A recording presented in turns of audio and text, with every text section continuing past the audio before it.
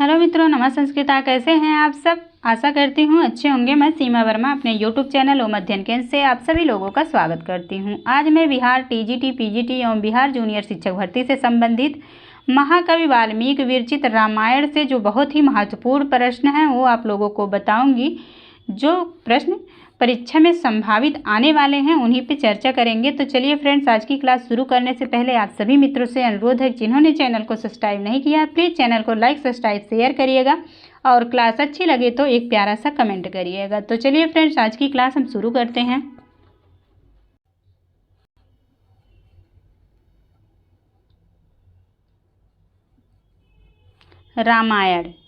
रामायण महर्षि वाल्मीकि की कृति है।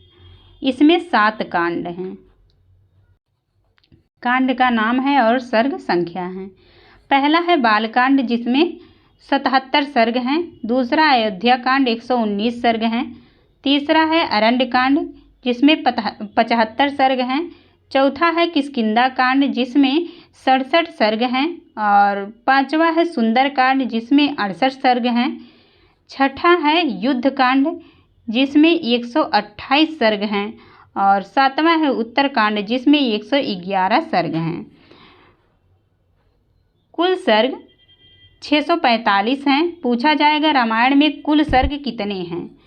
ऐसे जो है सर्गों की संख्या कम ही पूछ सकता है, लेकिन कुल सर्ग कितने हैं तो ये पूछ सकता है कि 645। कुल सर्ग 645 हैं। इसमें 24,000 श्लोक हैं। रामायण में कितने श्लोक हैं? 24,000। इसे चतुर्विंशति सहस्त्री संहिता के नाम से जाना जाता है। रामायण को किस नाम से और जाना जाता है? चतुर्विंशति सहस्त्री संहिता के नाम से जाना जाता है। रामायण में मुख्यतः अनुष्टुप श्लोक छंद का प्रयोग हुआ है। गायत्री मंत्र में 24 वर्ण होते हैं, अतः यह मान्यता है कि इसको आधार मानकर रामायण 24,000 श्लोक लिखे गए हैं।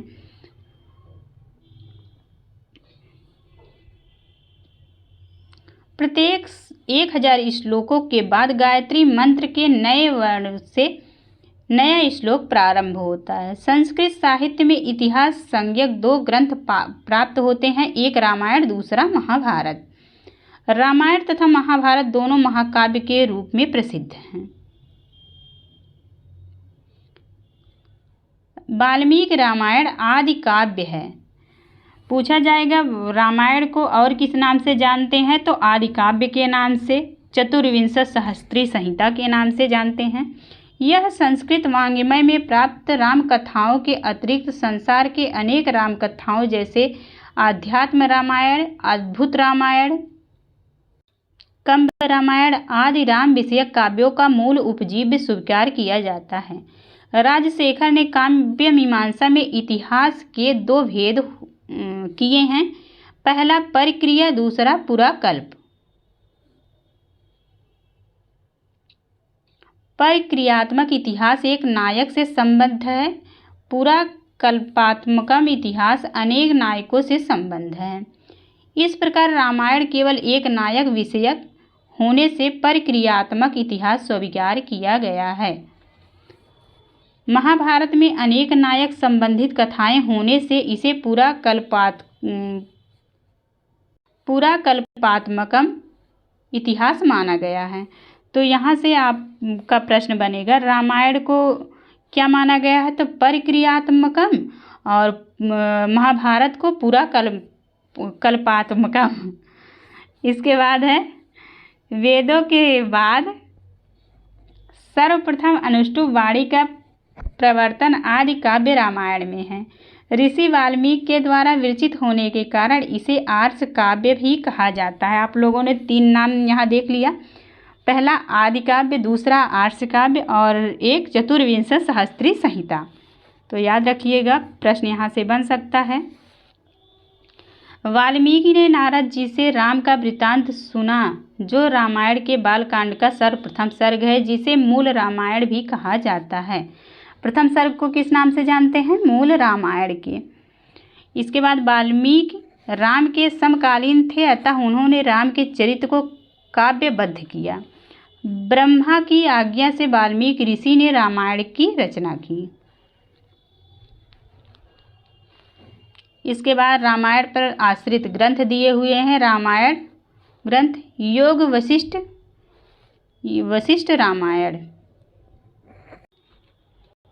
आध्यात्म रामायण कंब रामायण तमिल भाषा में है। अद्भुत रामायण अगस्त्य रामायण, रंगनाथ रामायण तेलुगु भाषा में है।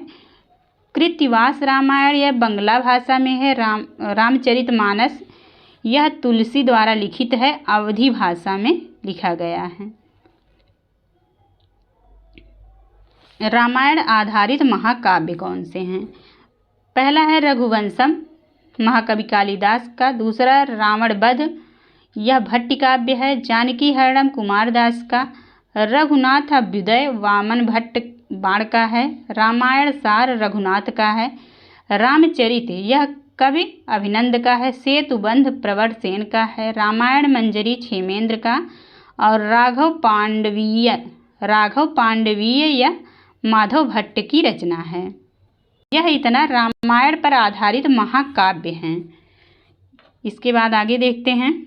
अब रामायण पर आधारित रूपक जो हैं, जो नाटक रामायण पे आधारित लिखे गए हैं वो नाटक भास का प्रतिमा नाटक है, दिंगनाग का कुंदमाला, भवभूति का महावीर चरितम, ये सब रामायण पे आधारित हैं। इसके बाद मुरारी का है, मुरारी अनर्घ राघव की रचना है। शक्तिभद्र यह आचार्य चूड़ामणि की रचना है। महादेव अद्भुत दर्पण की रचना है।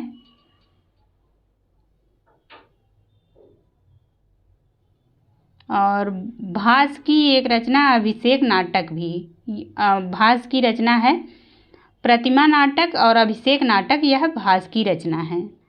और भवभूति उत्तर रामचरितम जो भवभूति द्वारा रचित है यह भी रामायण पर आधारित है। और बाल रामायण यह चंद्रशेखर की रचना है। प्रसन्न राघव यह जयदेव की रचना है। राम जानकी परिणय यह रामभद्र की रचना है।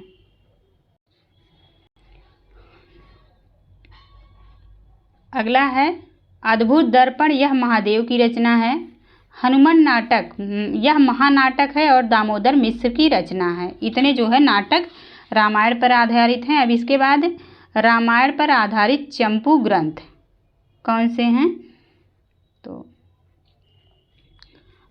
रामायण चंपू यह भोजराज का है। चंपू राघव आनंताचार्य की रचना है। रामचंद्र चंपू विश्वनाथ की रचना है। उत्तर चंपू वेंकटाधर की रचना है। अमोघ राघव यह दिवाकर की रचना है। तो रामायण पे आधारित ये 5 जो है चंपू ग्रंथ हैं। तो आज की क्लास हम यहीं पे समाप्त करते हैं। रामायण से इससे बाहर के प्रश्न नहीं पूछे जाएंगे। जो प्रश्न रामायण से बनेंगे मैंने आप लोगों को पॉइंट से बता दिया है। तो thank you all of you. आप लोगों को क्लास कैसी लगी कमेंट में ज़रूर बताइएगा। तो चलिए फ्रेंड्स, आज की क्लास यहीं पे समाप्त करते हैं। धन्यवाद।